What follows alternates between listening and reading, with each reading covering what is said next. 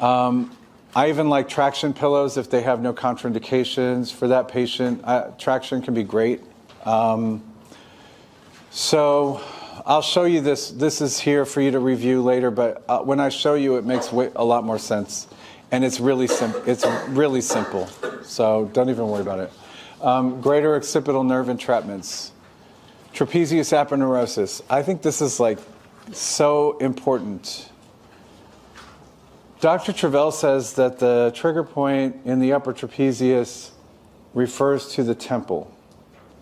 But my experience with migraines has been that even if it's not a temple headache, the upper trapezius, especially the very front part that refers pain, triggers the same occipital nerve pathway migraines even into the face. And I think it's because of the pain chemicals in the active trigger point that are affecting the entire aponeurosis that the occipital nerves come through, sort of like a tendinopathy or a tendinitis. I can't confirm that there's inflammation in the aponeurosis, but I can tell you that the upper trapezius trigger point is essential for many, many people with daily or really regular migraines. Like, that has been one of the most effective things to do. If I only did the suboccipitals and the semispinalis capitis, I don't think I would get nearly as long-lasting and good results as when I include the trapezius. So yes, it's good to know that the trapezius does give some people temple headaches, but I'm going to tell you this drives migraines too. So we will be doing some trigger point release of the upper traps. I'll demonstrate it, and I would recommend you attempt to do it with your partners. It's not the way you learned in school. This is not gallbladder 21. It's going to be all the way up into the neck through the side here. Do you know these? So yes. Let me just say it this way. In North America, there are probably 5 other people teaching something similar to what I teach. It's another reason that I prefer to go abroad, where somebody actually might not get that education. I feel like that market is saturated with people teaching motor points. What I think is different about what I'm doing is that I feel like most of what they're teaching is really geared toward helping healthy, athletic people with sports injury. And in my experience treating pain, I have had many more complicated cases that were either seniors or people with pain cases that nobody could figure out. So the way that I've driven my own self-education has been toward the nerve entrapment world, because I feel like Dr. Trescott's material is so important and overlooked at the same time. And yes, your GP would probably not recognize a cluneal nerve entrapment, and it's unfortunate. But you know, as an acupuncturist, if people are coming to you, you're usually the last stop before despair. They've been to every expert. If placebo effect was going to work, it would have worked already. They've come to you not expecting much. They've just come because their best friend said to try. And if you know some of these things, like peripheral nerve entrapments, you're very likely going to be the person who's going to help these people that nobody else could help. The reason nobody else helped them is because the MRI looked fine.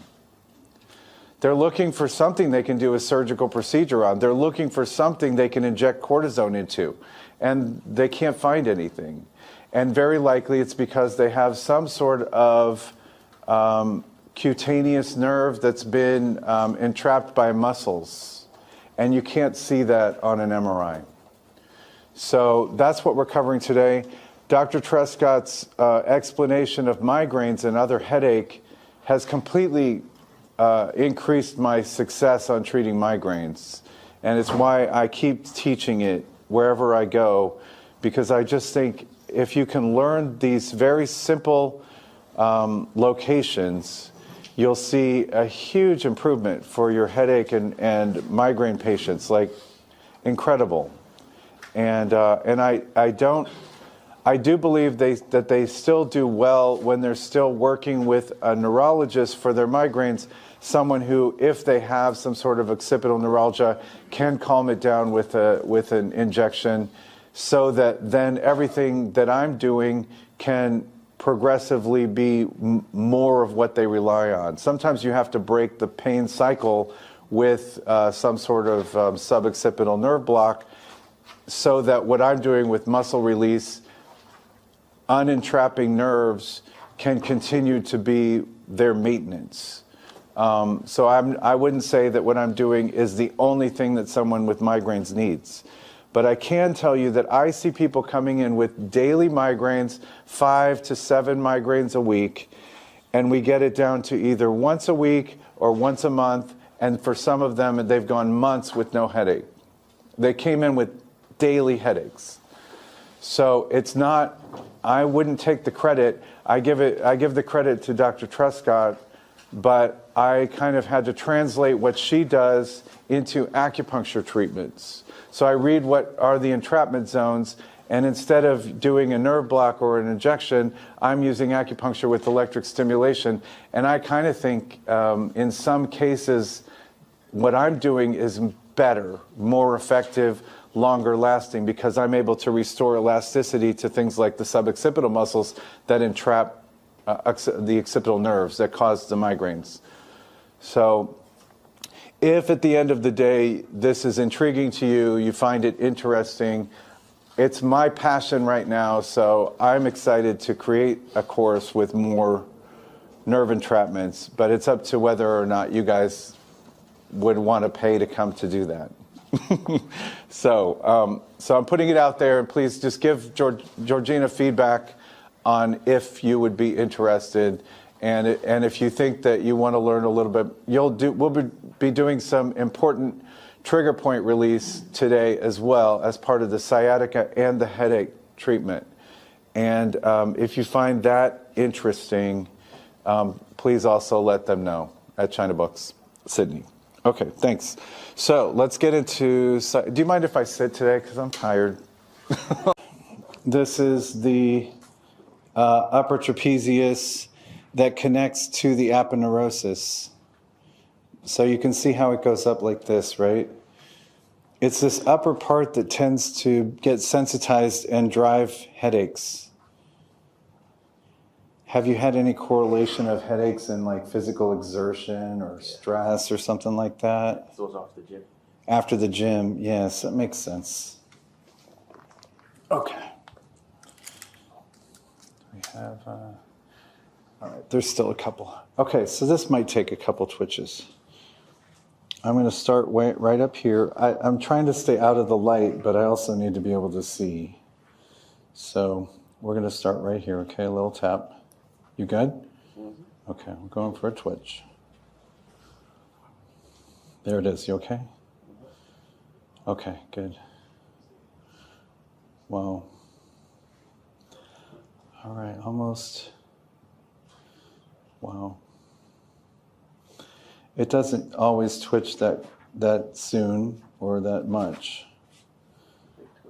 Yeah, that was good. Okay, I'm taking that out. Okay, this is a little softer. Do you mind? We'll just get this and then we'll leave it, okay? They're just a little bit more.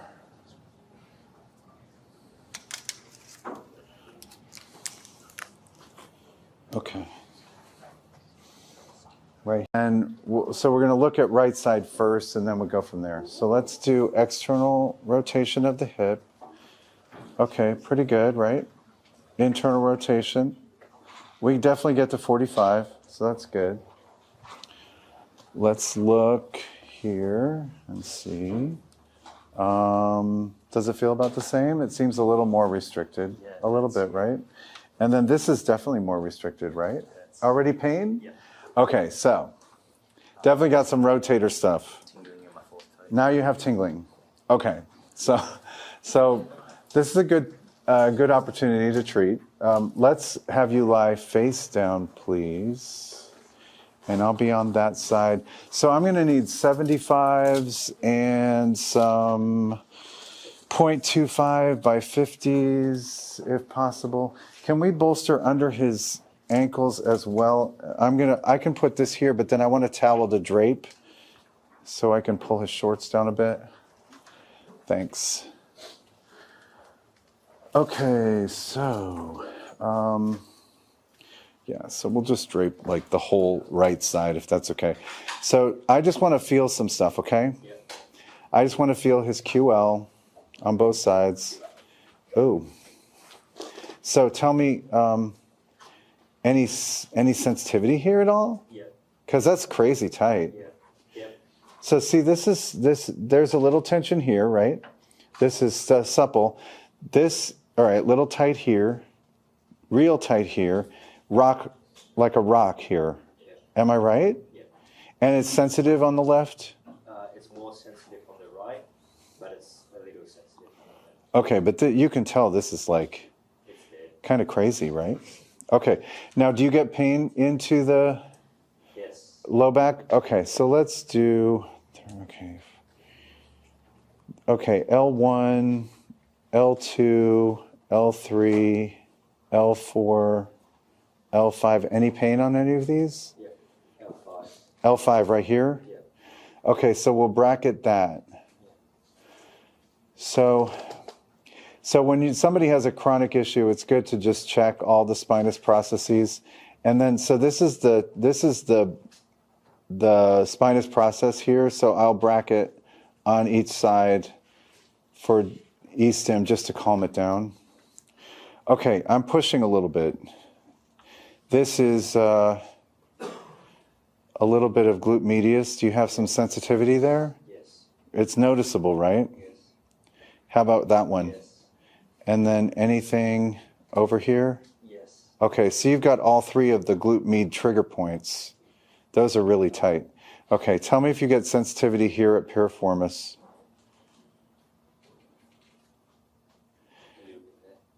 A little bit here, yeah? And then what about the deep rotators here? Sensitive or no? Not too bad? Okay. Let me check your other hamstring. See what normal feels like.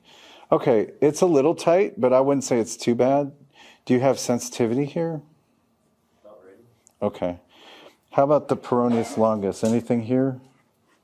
It was a little bit higher. Yeah. Right here, right? Yes. Yeah. There's a little taut band there. Okay.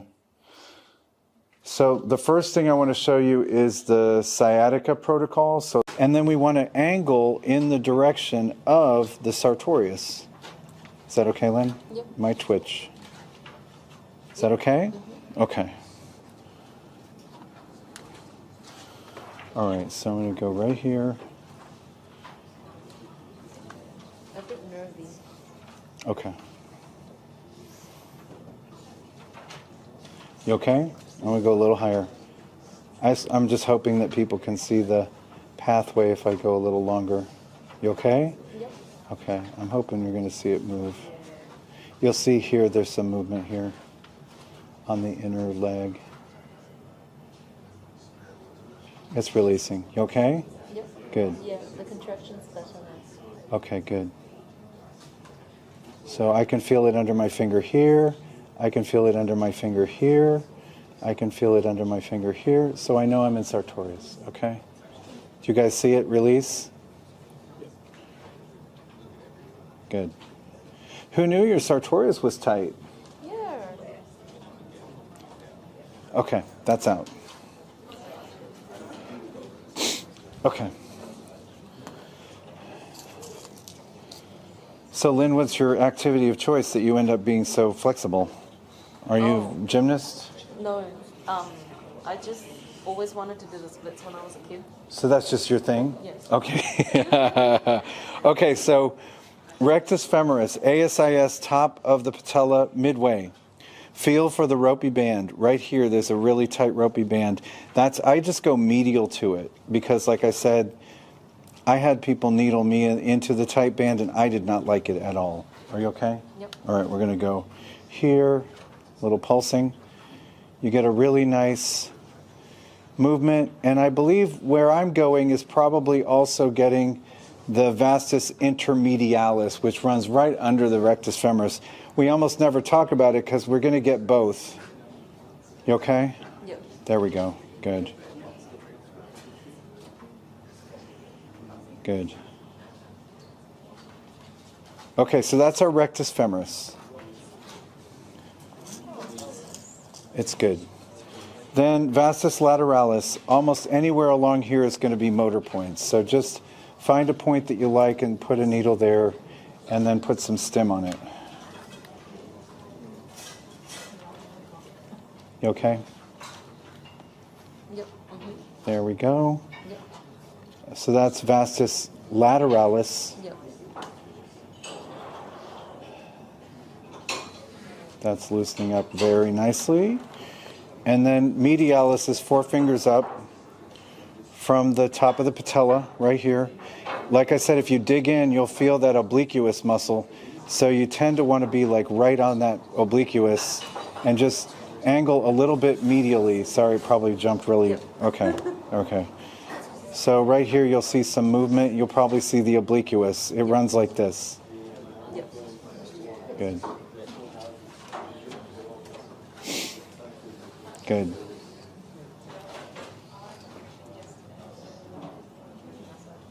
Yep. All right. So that's the quads. Did I hit everything? Okay, see, that was easy.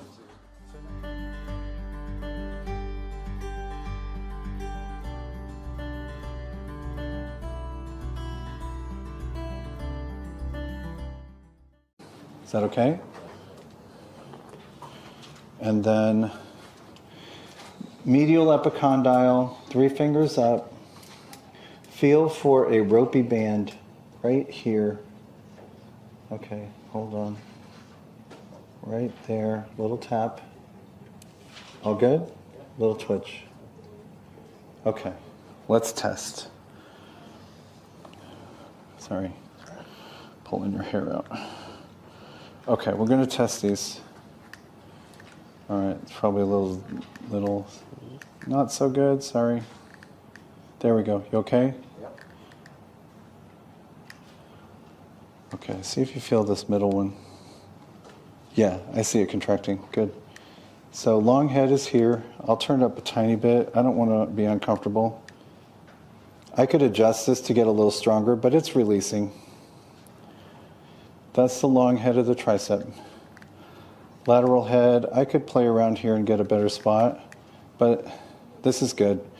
Don't forget that the lateral head of the tricep can cause lateral epicondylitis because of that attachment. So when you've got tennis elbow patients and you've been trying the protocol that I usually teach with all these forearm muscles and you forgot the tricep, you may be missing the real cause. For some people, this pain is right here.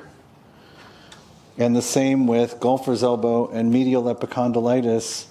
The medial head of the tricep can cause medial epicondylitis. So don't forget these.